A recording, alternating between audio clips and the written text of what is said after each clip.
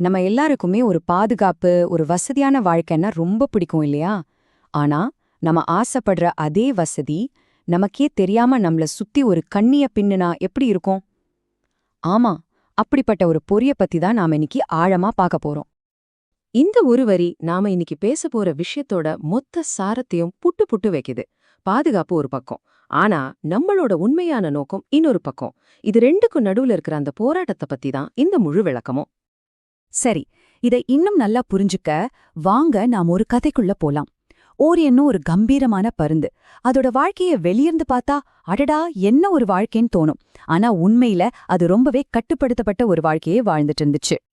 யோசிச்சு பாருங்க, ஓரியோனோட வாழ்க்கை எவ்ளோ வசதியா இருந்திருக்கும்னு. பசிச்சா வெள்ளி தட்டுல சாப்பாடு தேடி வரும். வெளியில புயல் அடிச்சாலும் மழை பெஞ்சாலும் அதுக்கு எந்த பாதிப்பும் இல்ல. போதாக்குறைக்கு ராஜாவே அதை பாராட்டுவார்.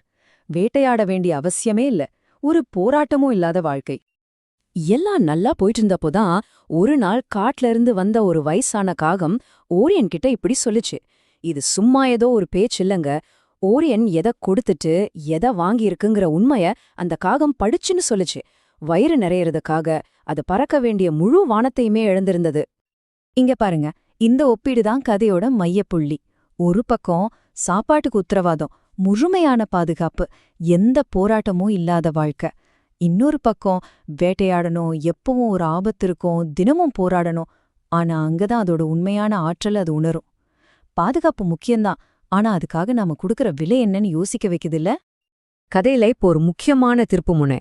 ஒரு நாள் அரண்மனையில வேலை செய்யற ஒருத்தர் கவனக்குறைவா ஓரியனோட கூண்டு கதவை திறந்து வச்சுட்டு போயிடுறார். இப்போ முதல் முறையா ஓரியனுக்கு முன்னாடி அந்த பரந்த வானத்தை நோக்கி ஒரு வழி திறந்திருக்கு. அந்த திறந்த கதவை பார்த்ததும் ஓரியனுக்கு சந்தோஷம் வரல. அதுக்கு பதிலா ஒரு விதமான பயம் வந்துடுச்சு. ஐயையோ, யான் பறக்க முயற்சி செஞ்சு கீழே விழுந்துட்டா என்ன பண்றது? எனக்கு சாப்பாடு எங்க கிடைக்கும்? என்னை விட பெரிய பறவை ஏதாவது என்ன தாக்கிட்டா? இந்த மாதிரி கேள்விகள் அதோட மனச போட்டு குழப்பி அத நகர விடாம செஞ்சிடுச்சு. சரி, கதையை இங்க கொஞ்சம் நிறுத்துவோம். இப்ப இந்த கேள்விய உங்களை நீங்களே கேட்டு பாருங்க. உங்க வாழ்க்கையில இந்த மாதிரி கம்ஃபர்ட் ஜோன்ஸ், அதாவது ரொம்ப வசதியான பாதுகாப்பான தங்க கூண்டுகள் ஏதாவது இருக்கா? அது உங்களை அடுத்த கட்டத்துக்கு போக விடாம தடுத்துக்கிட்டு இருக்கா? ஒரியோனோட கூண்டு அது வேற எங்கேயோ இல்ல, நம்ம வாழ்க்கையிலயும் இந்த மாதிரி நிறைய தங்க கம்பிகள் இருக்கலாம். உதாரணத்துக்கு ஒரு நிலையான சம்பளம் வர்ற, ஆனா கொஞ்சம் கூட திருப்தி தராத ஒரு வேலை. இல்லனா செய்யறதுக்கு ரொம்ப ஈஸியா இருக்கிறா, ஆனா உடம்புக்கு கெடுதலான ஒரு பழக்கம். இல்லனா மத்தவங்க என்ன நினைப்பாங்களோ, தோத்துட்டா என்ன சொல்வாங்களோங்கிற பயம். இது எல்லாமே நம்மள கட்டி போடுற தங்க கம்பிகள் தான். கதை இப்போ அதோட உச்சக்கட்டத்துக்கு வருது. ஓரியன் அந்த அரண்மனை தோட்டத்துல சோகமா நின்னுட்டு இருந்த ஒரு மயில பாக்குது.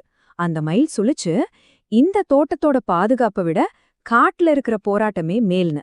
அந்த வார்த்தைகள் ஓரியனுக்குள்ள ஒரு பெரிய தாக்கத்தை ஏற்படுத்துச்சு.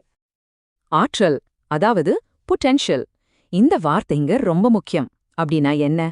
சிம்பிளா சொல்லணும்னா, எதிர்காலத்துல நாம இன்னும் பெரிய விஷயங்களை சாதிக்கிறதுக்கான திறன். கூண்டுக்குள்ளேயே இருந்தா ஓரியன் அந்த ஆற்றலை முழுசா இழந்துடும். ஆனா அந்த கூண்டு விட்டு வெளியே வந்தாதான் அதோட உண்மையான சக்தி என்னன்னு அதுக்கே தெரியும். இதுதாங்க அந்த டிக்ளிக், அந்த மனமாற்றம். ஓரியன் தனக்குத்தானே சொல்லிக்கிச்சு, ஆமா, நான் கீழே விழறதுக்கும் வாய்ப்பு இருக்கு, ஆனா நான் பறக்கறதுக்கும் தான் வாய்ப்பு இருக்கு. முதன்முறையா விழுந்துருவோங்கிற பயத்தை விட பறக்க முடியுங்கிற நம்பிக்கை ஜெயிச்சது. அந்த பயணம் அவ்ளோ சுலபமா இல்ல. முதல்ல பயத்தை நேருக்கு நேர் பார்க்கணும். ஓரியன் அந்த துணிச்சலான முதலடியை எடுத்து வச்சது. ரெண்டாவது, ஒரு முடிவு எடுக்கணும். கூண்டுக்குள்ளேயே இருக்கிறதா இல்ல பறக்க போறதாங்கிற முடிவு. அது பறக்க தீர்மானிச்சது. மூணாவது, போராட்டத்தை தாங்கிக்கணும். ஆமா, முதல்ல அது தளமாறிச்சு, கீழே விழப்போச்சு. மாற்றம் எப்பவுமே கொஞ்சம் கஷ்டமா தான் இருக்கும். கடைசியா நாலாவது படி, உங்கள் வலிமைய கண்டறிவது. அந்த போராட்டத்துக்கு அப்புறம்தான் அதுக்கு அதோட சிறகுகளோட உண்மையான பலமே தெரிஞ்சது. கடைசியா வானத்துல உயர உயர பறந்துச்சு. இந்த கதையோட பாடம் மறுபடியும் நம்மகிட்டயே வருது. ஓரியன் கூண்டுக்குள்ள ரொம்ப பாதுகாப்பா இருந்துச்சு, உண்மைதான். ஆனா அந்த முதல் பாய்ச்சலை எடுக்கிற வரைக்கும் அது உண்மையா உயிரோடவே இல்ல. பாதுகாப்புங்கிறது வாழ்க்கையோட ஒரு பகுதிதாங்க, ஆனா அதுவே முழு வாழ்க்கையாகிடக்கூடாது. இந்த முழு விளக்கத்தோட மையச் செய்தியே இதுதான். நம்மளோட தங்க கூண்டுகள் ரொம்ப இதமா இருக்கலாம், ரொம்ப வசதியா இருக்கலாம். ஆனா ஒரு விஷயம் ஞாபகம் வச்சுக்கோங்க, அதோட கதவு எப்பவும் திறந்துதான் இருக்கு.